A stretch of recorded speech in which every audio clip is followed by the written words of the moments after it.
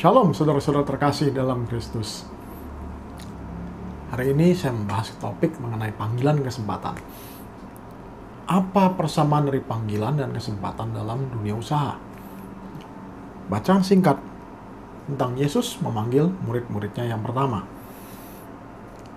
Dari Matius 4 ayat 18-20. Dan ketika Yesus sedang berjalan menyusur danau Galilea, ia melihat dua orang bersaudara, yaitu Simon yang disebut Petrus dan Andreas saudaranya. Mereka sedang menebarkan jala di danau sebab mereka penjala ikan. Yesus berkata kepada mereka, "Mari, ikutlah aku dan kamu akan kujadikan penjala manusia." Lalu mereka pun segera meninggalkan jalannya dan mengikuti dia. Pujilah Kristus. Kuncinya adalah mereka segera meninggalkan jalannya dan mengikuti dia. Ini hal yang menarik. Sebab perlu Anda sadari, mereka ini adalah para nelayan yang sudah beberapa generasi, bukan hanya beberapa tahun, beberapa generasi, ya, bukan hanya satu, yang menjadi penjala ikan. Ini merupakan suatu sumber penghasilan turun-temurun, dan satu-satunya cara yang mereka kenali dan kuasai untuk mendapatkan penghidupan bagi keluarga mereka. Nah, begitu ada panggilan, mereka segera meninggalkan apapun yang mereka kerjakan saat itu. Mereka segera pergi mengikuti Yesus. Ini sesuatu yang sangat menarik.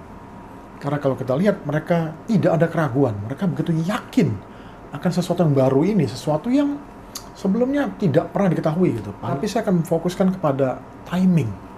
Okay?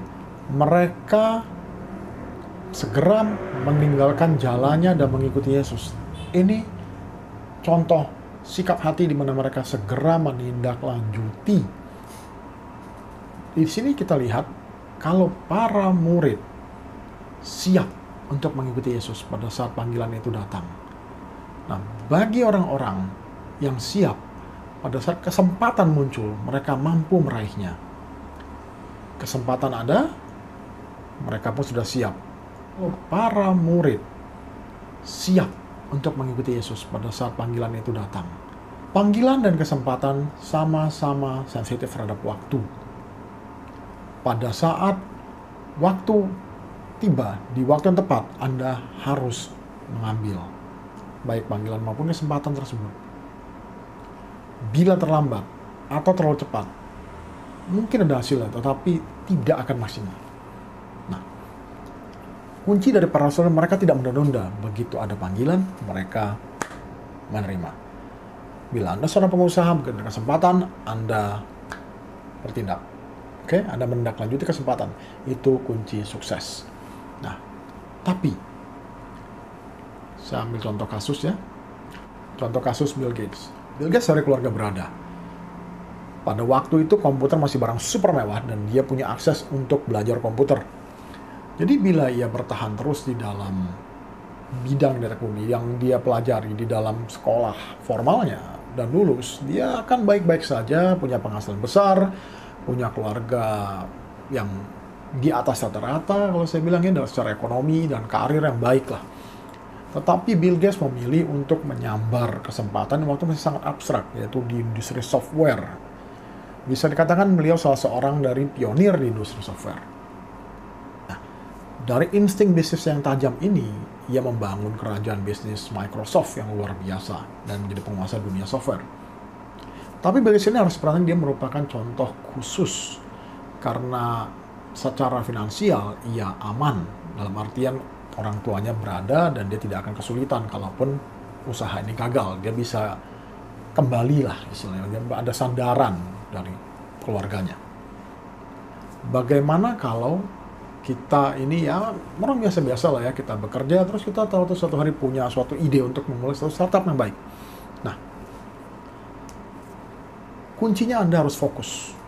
Oke, satu, Anda harus fokus. Kalau Anda punya ide, fokus pada ide tersebut. Jangan sampai Anda teralihkan perhatiannya, oke? Akan ada banyak sekali hal-hal yang akan mengganggu Anda, sehingga Anda tidak konsentrasi. Baik tugas harian, rutinitas, target goal pribadi yang Anda ingin capai, dan lain-lain dan seterusnya. Segala sesuatu ini akan membuat Anda teralihkan dari ide tersebut. Karena itu Anda harus memiliki prioritas. Oke? Karir tetap Anda, startup Anda. Oke? Fokus. Kenapa saya mengatakan karir Anda dan startup? Karena tidak semua orang punya sandaran seaman Bill Gates.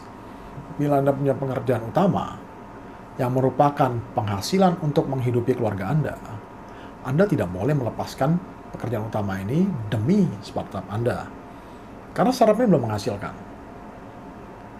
Anda harus terus bekerja dan bertekun ya, sampai startup tersebut mampu menghasilkan penghasilan yang menggantikan dari level pekerjaan utama Anda. Jadi kalau pekerjaan utama Anda sekarang itu ada di sini, startup Anda masih di sini, Anda nggak boleh buang ini.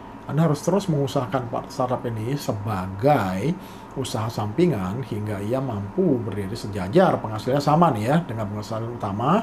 Nah ini Anda boleh keluar dan fokus di startup Anda. Oke, itu cara yang paling aman dan kemungkinan suksesnya juga terbesar untuk startup Anda. Karena Anda bisa tetap fokus walaupun startup Anda naik turun di awal. Ingat, kalau Anda sudah susah memenuhi kebutuhan keluarga, Anda tidak akan bisa fokus lagi untuk membela startup Anda. Karena itu pentingnya kerjaan utama Anda tetap dipertahankan. Pada saat kerjaan utama Anda tetap ada, startup ini naik turun, Anda bisa terus fokus membela untuk mengejar level pendapatan utama Anda.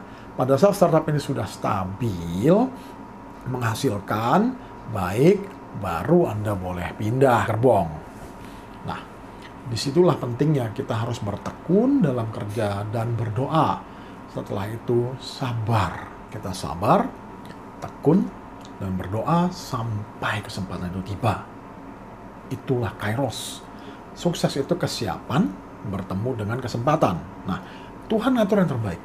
Pada saat Anda memulai, Anda mungkin belum siap bila Anda dapat order besar atau kesempatan besar tersebut. Tetapi dalam seiring perjalanan waktu, Anda kan mulai nih, step by step ya. Semakin lama semakin baik, semakin ahli, sampai akhirnya suatu hari Anda siap. Nah, di situ mungkin Tuhan baru memberikan ini loh kesempatan pada saat itu Anda sudah mampu meraihnya. Ya, ini sesuatu yang Tuhan atur. Bila kita tidak mulai, kita tidak ada persiapan, kita juga tidak punya kecakapan. Pada saat Anda sudah punya kecakapan, kesempatan tiba, Anda bisa raih dan itulah sukses. Karena itu, teruslah bekerja, bertekun dalam doa. Tuhan memberkati, sukses selalu. Dalam nama Yesus Kristus, terima kasih.